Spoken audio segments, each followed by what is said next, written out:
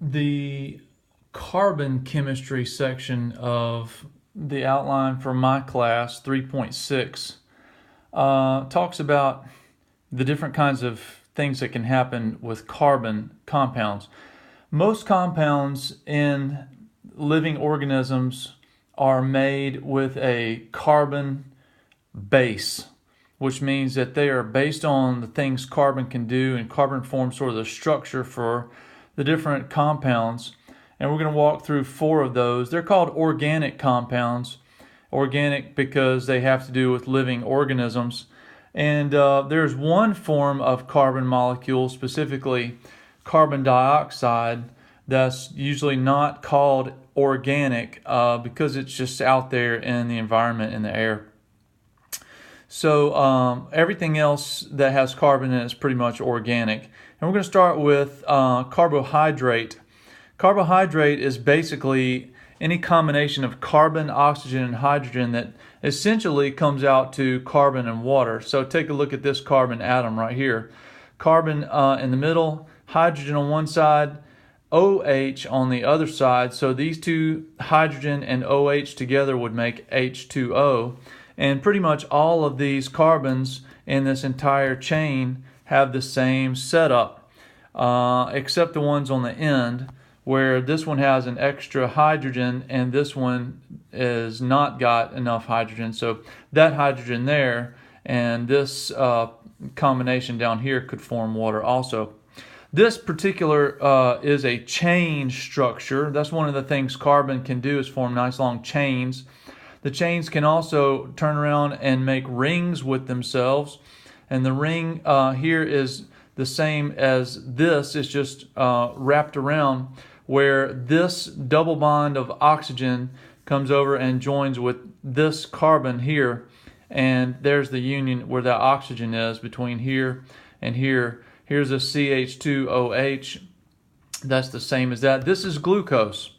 Anything that ends in OSE, glucose, is an example. Fructose, sucrose, maltose, galactose, lactose, all those things, deoxyribose, all those are sugars. And the essential thing here is a carbon always wants to form 4 bonds. If you count the bonds on any of these carbons, they'll have 4. 1, 2, 3, 4. 1, 2, 3, 4. 1, 2, 3, 4. So carbon can form these rings with all these attachment points. I like to think of them as Batman's utility belt. Okay, so carbohydrates are the energy molecules for living organisms. Proteins are the structural pieces that build all the little machines inside your cells. A protein is basically a short couple of carbon atoms with what's called an amino group on one end, that's NH2, and on the other end is this C double bonded O and then a single bonded OH. And this R here represents a whole group of possible options that give each different amino acid a different ability to bond with other things and do specific little jobs. There are 20 essential amino acids, and those are all the building blocks that go together for protein. So when your bodybuilders are drinking amino acid shakes, they're getting a lot of building blocks to make proteins in their bodies. Alrighty. Lipids are mostly carbon and hydrogen. You'll notice this is a long chain here. These can be very, very long. And these long chains are just carbon, and then it's bonded to the next carbon, and then you have the 2 hydrogens on the up and down portion of the carbon. So the chain links are between the carbons, and then the H2s are put in here to sort of shorten up and make it a little cleaner looking.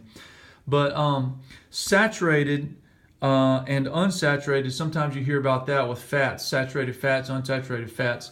If it's saturated, then there are no double bonds in between the carbon links. They're all single bonds. If it's unsaturated, you'll have a double bond or more than one double bond in some different places along the carbon chain. And like I said, these chains can be very long.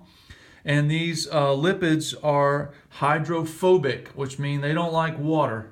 They will not want to be dissolved in water. So if you've ever had oil in water, or if you tried to wash chicken fat off your hands after doing a little cooking, you know that that stuff doesn't like to come off. And that's because fats and oils and greases, they're all this kind of stuff, and they don't like water. They are mostly what we call hydrocarbons. Hydrocarbon, what does that sound like? Just hydrogen and just carbon. Very little oxygen. There's some oxygen on the ends, but those oxygens are mainly used to join these long chains to a sort of a central backbone. So you'd have these long chains sticking out like this, and they would kind of look like a fork. And the backbone that they all attach to, they use those oxygens to attach. Lipids are long-term storage molecules for energy. And the last is nucleic acids. Nucleic acids are the information carrying molecules used in cells, and nucleic acids are chains of nucleotides. You have DNA and RNA in cells, and the chains of nucleotides link together to form basically a code, sort of like a computer program. And so these chains of nucleic acids come together, and whatever the sequence of nucleic acids is, that's where the code is. Now, this is just one picture of one nucleic acid, one nucleotide. I've said the wrong word before. The sequence of nucleotides is what gives the code its meaning. This picture is one nucleotide and many nucleotides in a row, and they would link together this way. So a phosphate here would attach to this sugar down here, and then you'd have another sugar and then another piece out to the side. So you'll notice all the corners here that don't have an N or an O in them are supposed to be carbon. So that's where all the carbon is. You may be wondering, where's all the carbon? This is supposed to be having a lot of carbon in it. You'll notice the O's, you'll notice the nitrogens, you'll notice the phosphorus, and so nucleic acid is hugely important in cells. They have the code for how to build the proteins, which are the little machines in the cells, is stored in the nucleic acids. All right, hope it helps.